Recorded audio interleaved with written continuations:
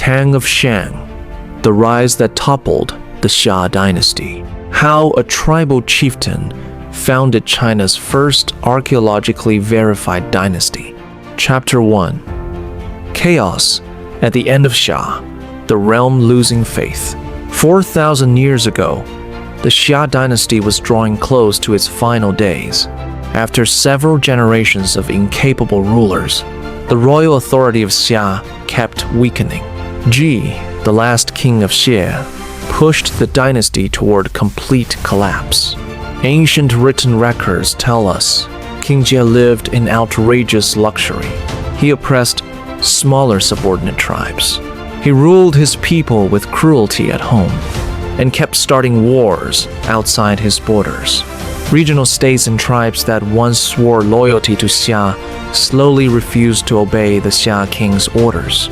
Loyalty across the whole kingdom fell apart. Within this huge historical turning point, a tribal clan called Shang quietly grew in the eastern territories. The figure who would reshape this age was Tang of Shang. Most viewers only know Tang defeated the Xia Dynasty. Yet, few people stop to think about one important question. How could a local tribal leader dare to challenge the Xia royal family, which had ruled for over 400 years? Was military power the only reason for his victory? In this video, we will follow the full life of Tang of Shang. We will uncover the real story behind the fall of Xia and rise of Shang. This turning point was shaped by tribal politics, ancient rituals, public sentiment, and archaeological evidence. A change of ruling dynasty is never decided by one single battle. Chapter 2. Origins of the Shang tribe, an ancient people from the east. Shan was not a brand new tribe built by Tang of Shang.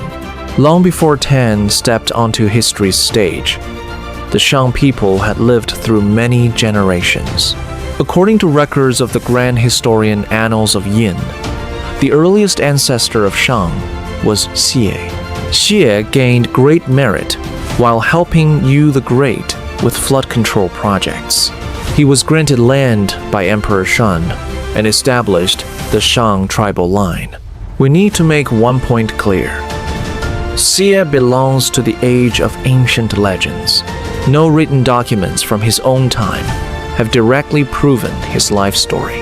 Even so, archaeological sites of pre-Shang culture, dating to before the Shang dynasty, have been unearthed in eastern Henan along the lower Yellow River.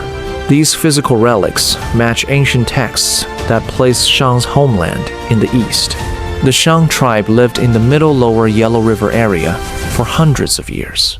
They developed farming, while also keeping old traditions of mobile migration. Their tribal leadership passed down from generation to generation. When Tang of Shang came to power, Shang had already become a strong regional power in the east. Officially, Tang was still a vassal ruler under King Jie of Xie, but Xia's control over local states had grown extremely weak. King Jie kept asking for endless tributes from subordinate tribes. Many groups could no longer bear this heavy burden. Tang took advantage of this opening in history. Tang's achievement came from hundreds of years of build-up by his tribe. It was not some sudden miracle created by one single man. Chapter 3. Winning over vassals with virtue. The arrival of Yi Yin, diplomacy, and struggle for popular support. Tang clearly knew that a reckless direct attack on the Xia capital held huge risks. Even though its power had faded, the Xia royal house still owned the claim of legitimate rule. Plenty of vassal states still stayed loyal to Xia. Militarily, Shan did not have overwhelming advantages. For this reason, Tang carried out two sets of strategies at the same time. At home, he stabilized his own tribe and promoted production. Abroad, he used diplomacy and moral influence to win over regional states across the land. During this period, a key historical figure stepped forward. Yi Yin, born from a low-status background, Yi Yin grew into Tang's most trusted chief minister. Ancient documents keep many records about him. He worked as statesman and diplomat. He even traveled as an envoy to the Xia capital to spy on the real situation inside King Jie's court. Tang held high the banner of benevolent governance. The famous tale of opening 3 sides of the hunting net comes from ancient texts. Tang once saw a hunter placing nets on all 4 sides to catch every animal. He convinced the hunter to take down 3 sides, leaving only 1 net. This act showed mercy toward wild living creatures. Stories of this kind act spread far and wide. Many regional states chose to submit to Tang voluntarily after hearing of his virtue. Of course, moral persuasion was only one piece of his overall plan. Tang also sent troops against small states that still stood with Jie and refused to surrender. He mixed kindness with military force. He gained new allies through negotiation and through conquest. One after another, many former Xia vassals switched their allegiance to Shang. King Jie noticed Tang's growing influence. He once threw Tang into prison, but under pressure from multiple parties, he had no choice but to set Tang free. This imprisonment let Tang fully understand that the Xia dynasty was hollow inside. A wise competitor first chases public support and alliances, rather than rushing headfirst into war. Chapter 4. Fall of the Xia Dynasty. Founding of the Shang Dynasty. When most regional states shifted their support to Shang, King Jie found himself totally isolated. Tang finished all pre-war preparations. He openly condemned Jie's cruel wrongdoings and led his army to march against the Xia ruler. The fateful showdown became known as the Battle of Mingtiao. Existing ancient records do not give many detailed descriptions about Mingtiao. We know the 2 armies fought across the open plains of Mingtiao. Jie's soldiers suffered from poor morale and internal division. During the fight, the Xia forces suffered a devastating defeat. After his crushing loss, Jie fled toward the south. He finally passed away in Nanchao. The 400-year-long Xia dynasty officially came to an end. After winning the war, Tang did not wipe out every trace of Xia heritage. He allowed some Xia sacrificial ceremonies to continue. He calmed the people living in former Xia lands and reduced resistance toward the new ruling power. Later, Tang hosted a large gathering for regional lords. Acknowledged by states from all corners of the land, he formally established the Shang Dynasty. We must keep historical writings and archaeological evidence separate.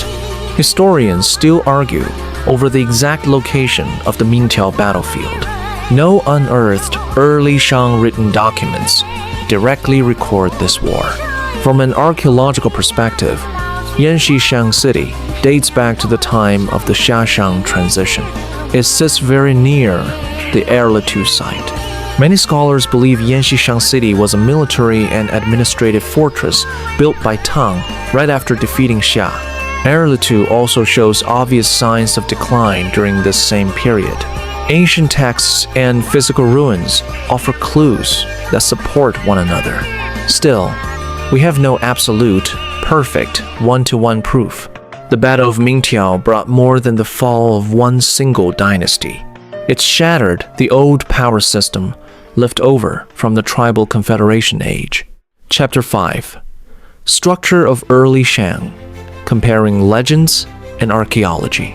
After establishing the Shang dynasty, Tang began governing his new realm. Ancient texts note he lowered tax burdens, brought relief to ordinary people, and adjusted ritual systems. Shang kings justified their rule with the idea of the mandate of heaven. The Xia king had lost virtue, and therefore lost heaven's approval. Tang held moral virtue, and received heaven-granted authority to rule. This concept of the mandate of heaven would heavily influence Chinese dynastic political thinking for thousands of years. Still, we need to keep one point in mind.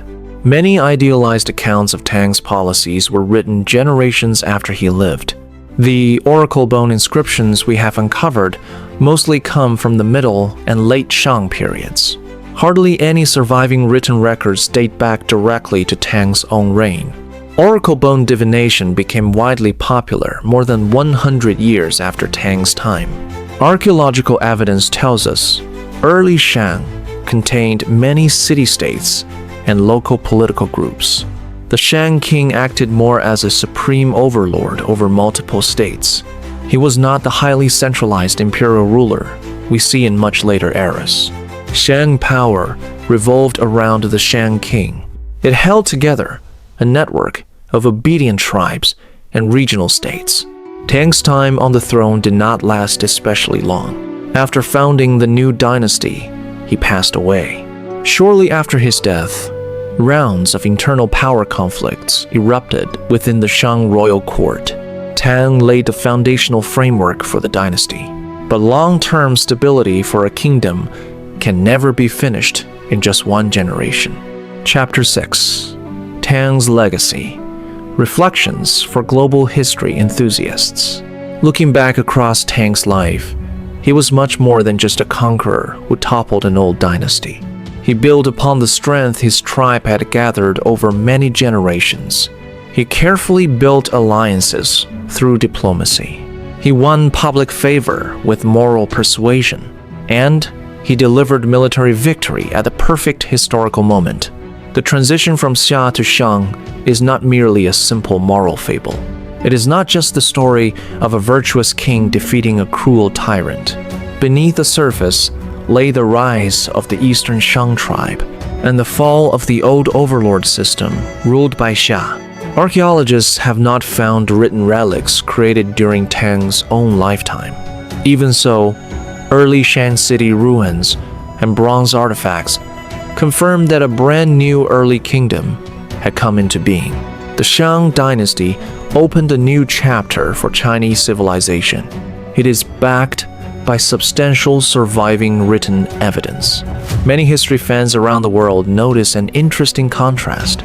Yu the Great carries strong legendary qualities. Meanwhile, the Shang Dynasty gains broad acceptance within international academic circles. The critical difference comes from the huge number of oracle bone inscriptions unearthed at Yingshu, dating to the middle and late Shang. These are genuine written records from that age.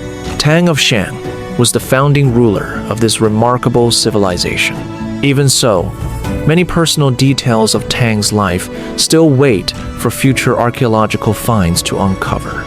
Ancient texts supply us with stories and accounts. Archaeology provides physical, material proof. Bringing both sources together is the most reliable way to explore early ancient history.